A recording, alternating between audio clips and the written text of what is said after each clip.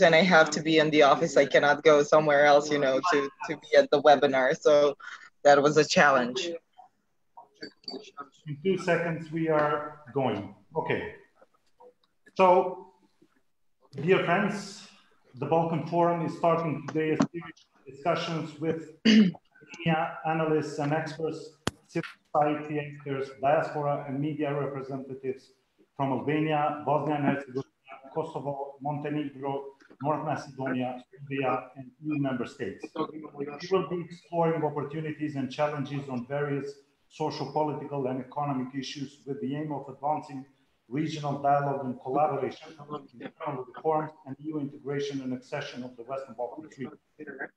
For the first topic that we started earlier, I have the great pleasure to welcome Arberesha Loxha, the Executive Director of GLPS in Kosovo, Anto Jankovic, President of CEPS in Montenegro, and Milica Skiljevic, Project Manager from Belgrade Open School in Serbia. Thanks very much for joining us. We realize that this is a big topic and we may need hours to talk about it, but it's a beginning of discussions that I look forward to have with you in the future. Now, what we said is that we are going to explore different scenarios and possible impact of the elections in the enlargement process regarding EU integration and accession and internal reforms of the countries of the Western Balkans, and look into measures that may need to be introduced by the Western Balkans countries to build on momentum, as well as to respond to possible challenges that the future setup of Parliament and institutions may bring, including EU agenda and priorities in relation to Western Balkans. But we will be focusing primarily on what our countries need to do in relation to the new priorities by the European Union as a result of the elections that they just had. Now, I would go with the first question. How do you think, how big of a priority do you think will be the enlargement or Western Balkans integration for the European Union? The elections that took place on 23rd to 26th of May. Who wants to start? Arberesha, Milica. Whichever, I'm okay. Yeah, you can start now. Sure. I think, do you want me just to have a brief comment on this, or yes, I say whatever I have to say? Would be sufficient, because then we would go deeper into kind of exploring more the implications.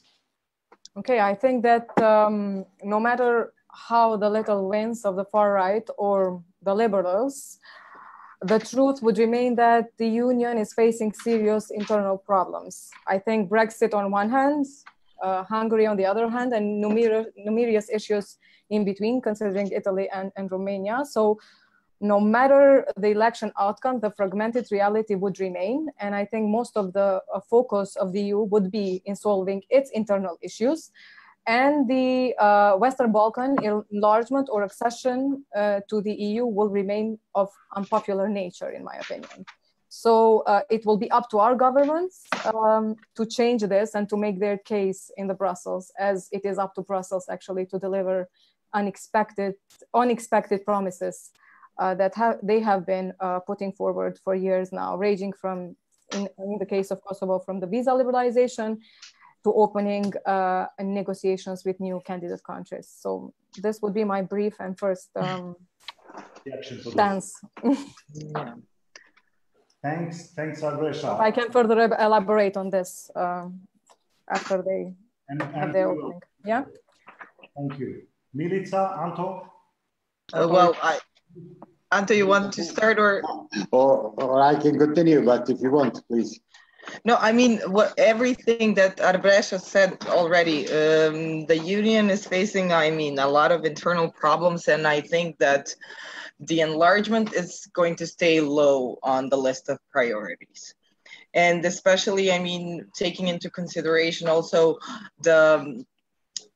let's say, messages that our region is sending towards the EU with some certain actions that they're doing, and by letting bilateral disputes, somehow overthrow, let's say, regional cooperation and our stance, I think it's going to remain very low on the list of the priorities in the upcoming period.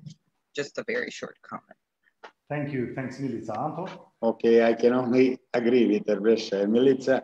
But I think now the point is primarily on us, meaning on the region, because EU is facing the problems, and I'm not sure that they will solve it in the next 10, 15 years, and we cannot stand by, so we have to be more proactive towards the EU. It requires more proactivity, it requires more focused agenda on internal issues for us as well. Yeah, from you. Okay. Yeah, there is sometimes maybe contradictory statements, or maybe there is a contradiction on our understanding. You have seen what happened just a couple of days ago in terms of EU integration of North Macedonia and Albania. So there is some postponement on that to make a decision. On the other hand, what we were saying is that, or what is in public discourse and political discourse is basically look at the country reports previously, progress reports, and that means that if we are delivering on domestic issues, internal reforms, that means that we are kind of gradually coming closer to the EU integration and accession. Would that be something, an opinion that you share, or do you feel that there is no confusion, in fact? Maybe should I start? I think the most important for all of our countries is to focus on internal issues, to solve the problems that we face in our societies. On the other side, the regional cooperation is also very important, because we have different, totally large discourse of politics coming from different sides, like Kosovo, Serbia, Bosnia solutions, and we as citizens and civil society and other actors, we have to put this issue as more primary on the agenda, because we cannot, what we said, or what we agreed all, based on the first question, EU will not focus on the region, but we have to work on our issues primarily internally, but then also to solve regional issues. Yeah, yeah, sure. So I said that enlargement topic is unpopular at the time in EU, and particularly because of the urgent issues of internal nature, such as Orban anti-democratic rule in Hungary, Poland's unconstitutional Supreme Court changes. So the Western Balkans come on a colder note, actually, after these elections particularly. So the results did not offer a fantasized green light to Western Balkan population. What we have to do actually is that we must undergo socio-economic reforms. So those that have started should be moved forwards, and we also should focus on other important reforms and developments. But also already with these 7 enlargement waves under the belt of the EU, EU will be rather more cautious when extending its borders and also welcoming new countries into the integration process. I think this is especially true after Romania and Bulgaria enlargement, and Hungary and Poland before that, which have raised serious credibility questions. But on the other hand, despite ugly duckling taking shelter in Eastern EU capitals, I think that there are also some success stories, such as the case of Estonia. Politico has reminded that it is increasingly the ongoing political ferment in some countries in Eastern Europe that carries in the promise of revitalizing the European project. So what candidate countries or potential candidate countries such as Kosovo should do is that we are expected to undergo reforms and show real progress in rule of law, in corruption, anti-corruption, actually, organized crime, democracy, and transparency, to prove that we are equipped for accession and ready for accession, and would be constructive new members of EU. At the moment, a wave of protest and important changes seem to be taking over the Western Balkans. We had the case of Serbia in December. Now we have the issue of mass protests in Albania, and anti-government protests organized in Montenegro. So, as you mentioned, Mr. Istrefi, that the decision on candidate status for the Albania and Macedonia was also a disappointment. Now we had also disappointment for visa liberalization in Kosovo. So all these are somehow, in my opinion, signals that right now Western Balkans do not top, on the contrary, are at the end of EU agenda.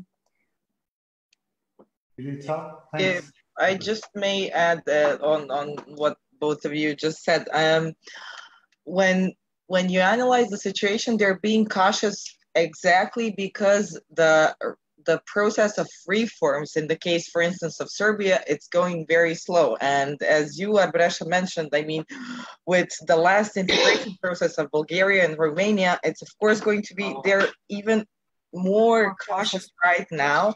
And they do not, want to make, on one hand, a step, to make some decisions more fast, although I think there needs to be, some impulse from the side of the EU towards us as a reassurance that they do want to see this region as part of the European Union. But on the other side, I mean, it's also coming back to us to show, okay, how is it that we are going to be ready to integrate ourselves into the European Union? Because so far, not just little progress has been made, but in some cases there was even, like going backwards in terms of the development of certain policies. So there is no right answer to this. I think, both sides in here, do have some steps, and games to play in order for something to change, I say, because this scenario is something we've been seeing, let's say, for the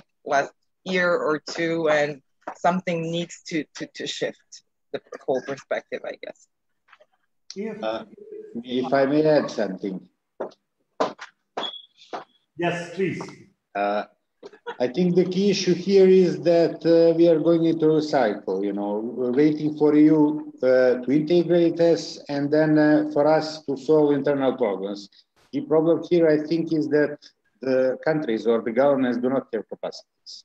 Even there is a willingness both from EU side to cooperate or from the governments, but in most of the cases, there is no capacity inside of our administrations. And then if we wait for the administration for EU to solve the problems related to integration, I think we are just losing time.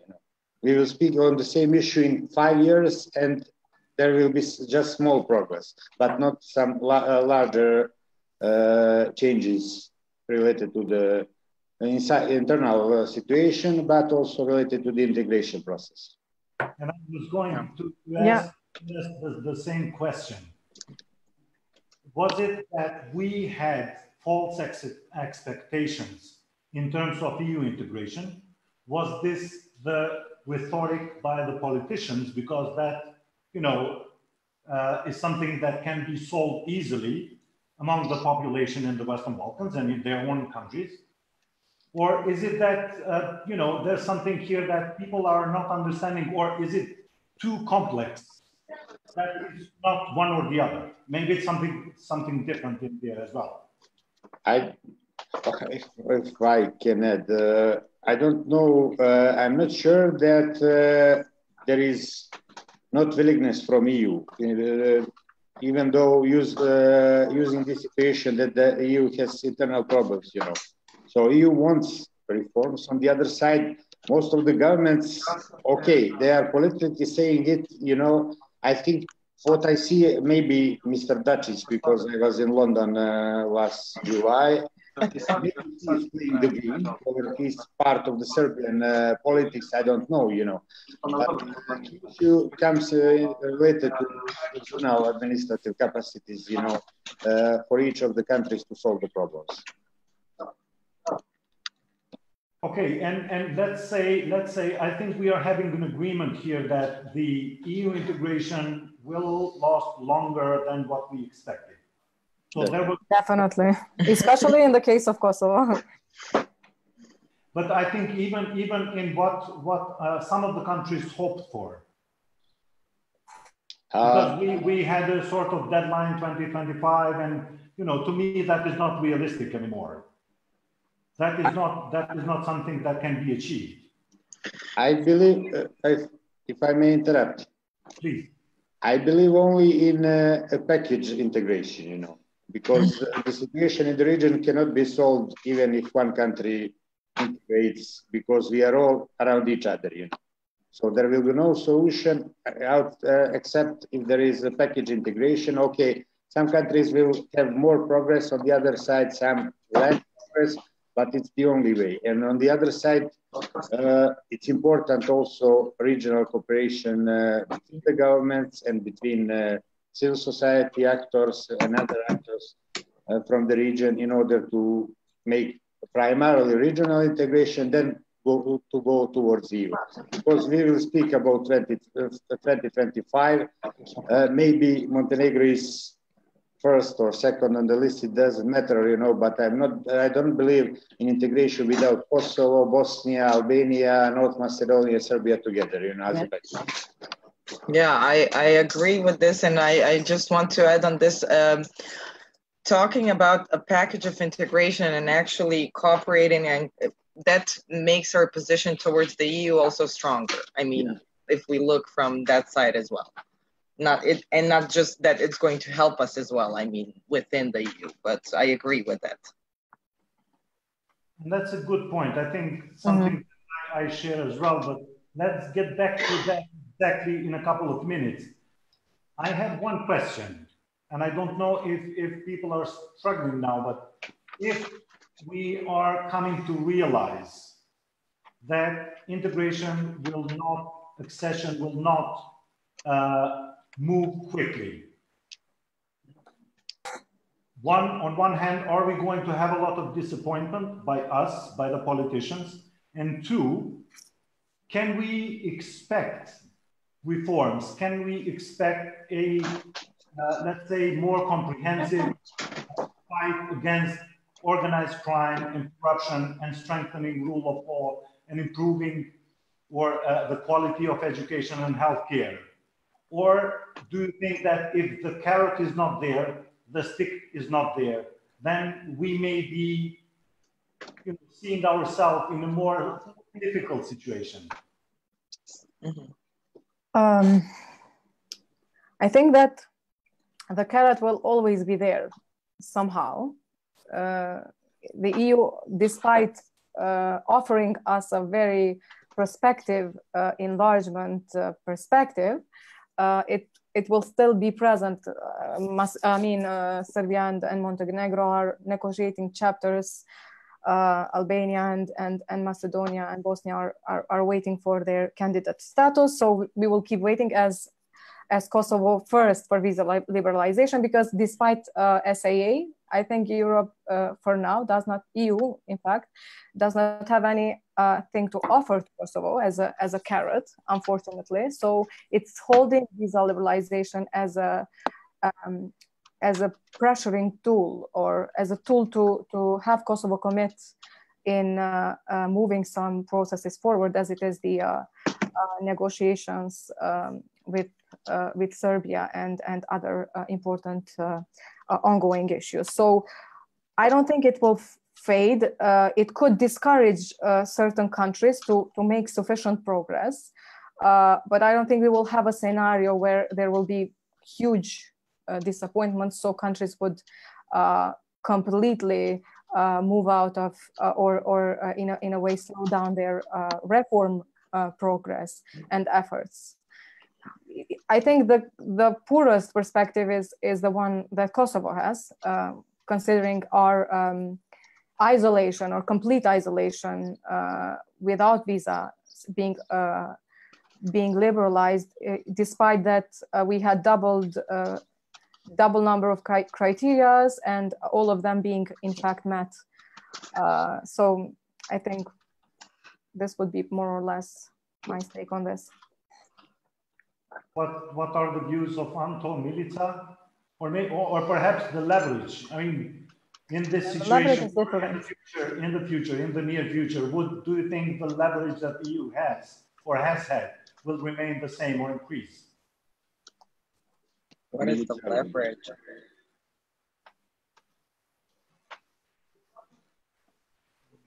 No? Yes. I think also we have to be clear that it's not just EU, you know. EU is our natural integration process, you know, but also it's important that there is UK after Brexit and US also pushing pressure onto the reforms.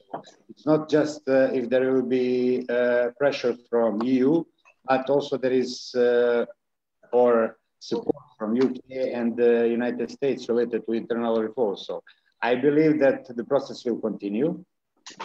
So it's not just the carrot of Brussels, it's the carrot of the international players, which is very important for the whole region. So we cannot be disappointed if there will be no EU process, EU integration process in next 5 or 10 years, 15 years. It's the most important, you know, to provide internal reforms. On the other side, I have to say, as I'm coming from Montenegro, okay, Montenegro is leader formally in the process, you know, but still I'm coming back to administrative capacities, you know, because the point is that through EU integration process, we are just adopting different strategies, different new laws, but they are not implemented, you know. And what Arberesha said before, I think key important issue is here also socio-economic development, because when people are poor or where they are not economically independent, you know, you cannot expect social changes at the community level. Yeah. And what are your expectations from, let's say, for what we know now, the last summit within the Berlin process, and it's the one that it's coming up in Poznan, in Poland. It will take place on the 3rd, 4th, and 5th of July. Do you think it will continue? Do you think, you know, the summits as they were will cease continuing, will stop continuing? There are other summits as well, but I mean, what have became known much more summits within or annual summits within the Berlin process. We have had 5, 6 with Poznan now. But there is no indication that there will be another one post that. There was an indication, clear one, before London. I'm not sure if there will be another summit or the process, Berlin process will continue because of the situation also in Germany.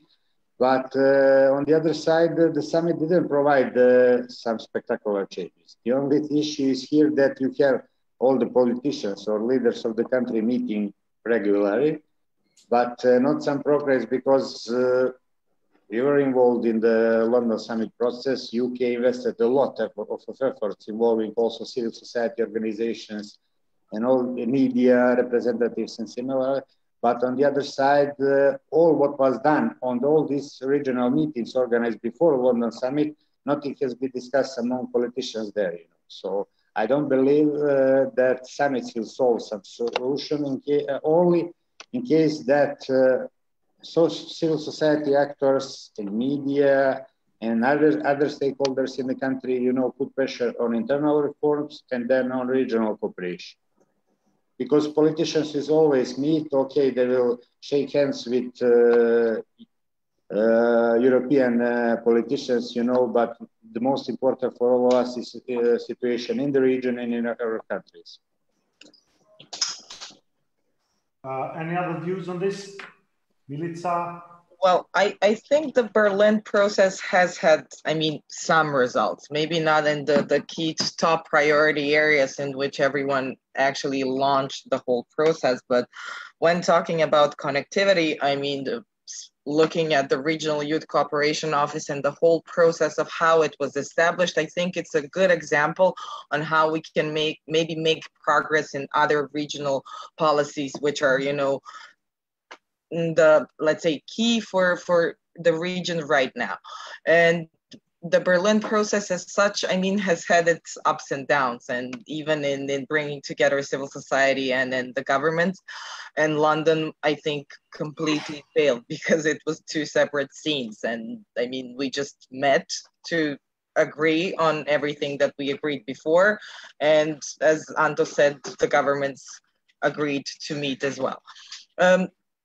It's good to have, I mean, regular meetings even between the governments, but it's highly, highly important to have the civil society to put the pressure and keep reminding on everything, because simply having government officials meeting is just going to, okay, stating the obvious and reporting on what has been or hasn't been done. But this way, the pressure of civil society needs to be present at all times. I don't know if... Hello? I hear you. Yeah, okay. Hello? You. Yeah. Hello? Hello? Yeah, we can hear you. We're back now. Okay. Yeah. Okay. That's good. Sorry, we interrupted you, Milica. No, so you were saying no. that civil societies should play a bigger role in this case. Yes, and that the whole concept of the Berlin process has had its ups and downs, but I think it was good in some sense. Okay, thank you. Arberesha?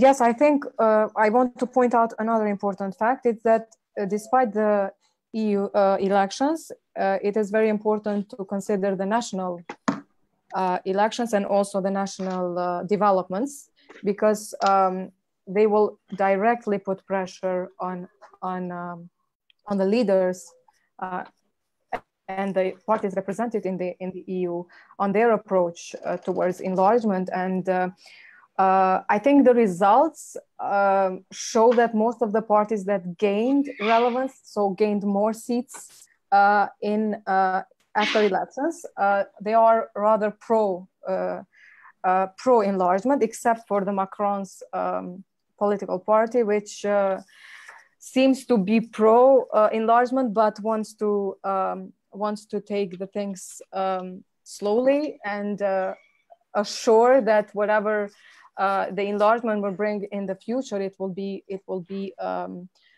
correctly assessed and properly done. So I think all these will be also reflected in the summits. I think what the EU has continuously done is that it made sure that it reassures the Western Balkan countries that their EU enlargement perspective is alive.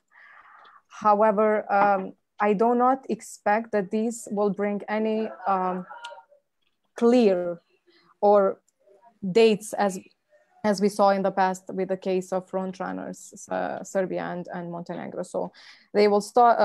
They will attempt to reassure the countries that the enlargement process will be alive, but they will be very careful in giving potential dates or clear perspective.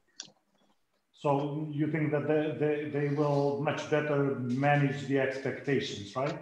Yes, they will be very careful in that, in my opinion. But they will try to hold the hopes alive. But on the other hand, be very careful with the raising expectations too high, as they did, I think, in the past. We are coming to the end of this conversation, and very short indeed. If we are thinking that we have a role, civil society has a role, we as individuals have a role, how do you believe, or what do you believe we can do to support the progress, to support the EU integration and accession of our countries? What would be not necessarily something different? It may be the same thing that we are doing, but do you feel that this is a momentum for us to reflect and maybe devise new strategies that have much more potential? I think yes, primarily to cooperate between each other, on national and regional level, because all these issues are not solving. If there is a problem in one country, there will be always problem in the region.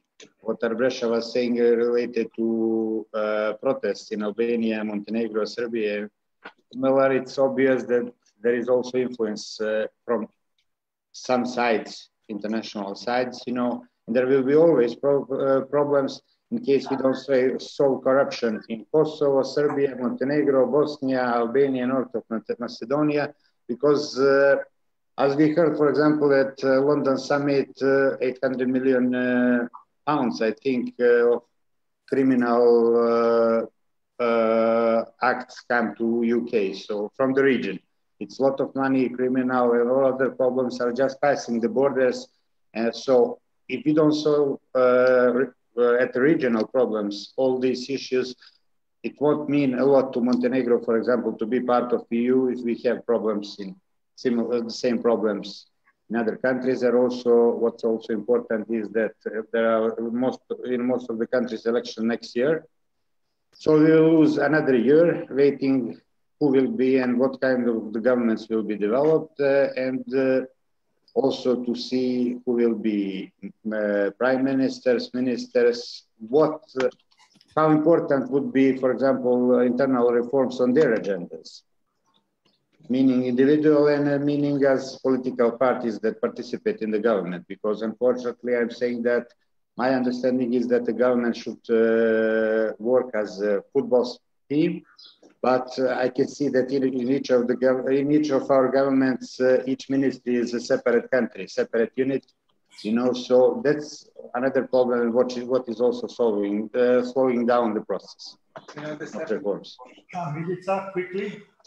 Quickly, I can tackle on the civil society part, as we're always talking about that the governments in the region need a larger strategy. Also, civil society, I think, not just, you know, individual spin-off efforts in cooperation between civil societies, but right now I think, for instance, Serbia and Montenegro can have a great impact on civil societies in Albania and in Macedonia in helping them, you know, in preparing them for the process which is going to come, in how the reforms and the whole preparation, you know, needs to undergo. So in that sense, I don't know how right now, of course, but civil society also needs a larger regional strategy on how we can create some momentum, you know, and then put some pressure and actually influence the policies here in the region.